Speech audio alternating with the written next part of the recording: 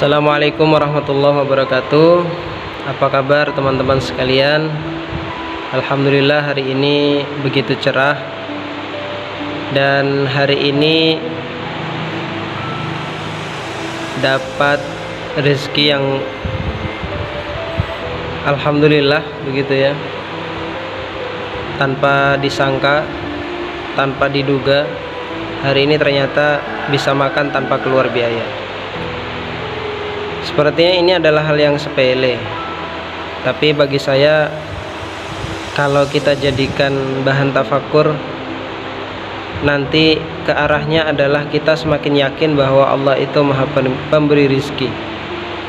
Allah tidak tidur, Allah maha melihat, Allah maha mengatur segala bentuk kegiatan dan segala bentuk kebutuhan hambanya.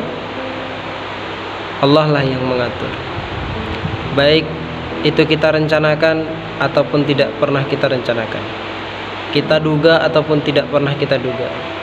Semua kehendak Allah akan kita rasakan, akan kita jalani, meskipun dalam bentuk makanan. Sebagian di antara kita mungkin adalah hal yang biasa, tapi bagi saya pribadi hari ini tuh luar biasa, ya kan? Kita di surah Ad-Duha itu kalau punya pengalaman tentang rasa kenikmatan yang dialami, itu disuruh menceritakan, ya kan? Fahaddis, ya, tahaddis bin ni'mah, itu menceritakan kenikmatan yang kita rasakan. Dan apapun yang kita rasakan di hari ini itu tidak lepas dari pengawasan dan kehendak Allah Subhanahu wa taala. Mengapa demikian? Pagi yang begitu cerah panas, ya kan, hari ini di kondisi perut yang kurang terisi keroncongan, tiba-tiba diantari kue kotakan. Kerja dan kerja, perut mulai kosong lagi keroncongan. Tiba-tiba mau pulang diantari nasi kotak, isinya nasi lalap. Apakah saya dan teman-teman sekalian tidak pernah makan nasi kotak? Tentu tidak pertama kali ini. Apakah kita tidak pernah menemukan nasi lalap yang begitu mewah sebagaimana hari ini? Tentu tidak. Dan yang pasti kita itu pernah merasakan apa itu nasi kotak, apa itu rasanya, kue yang dikotakin gitu kan. Itu hal yang biasa.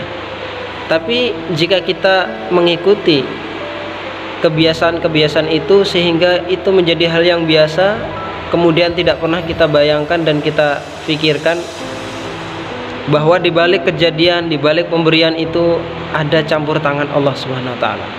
Ada kehendak Allah di situ.